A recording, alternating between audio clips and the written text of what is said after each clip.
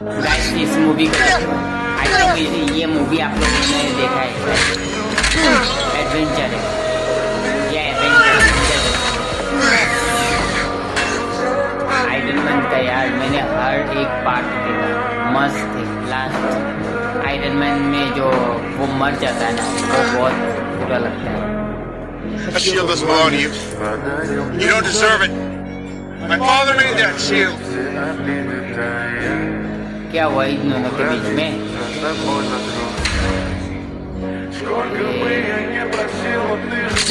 Avenger का last बहुत दुख लगता है, आयरन मैन मर जाता है।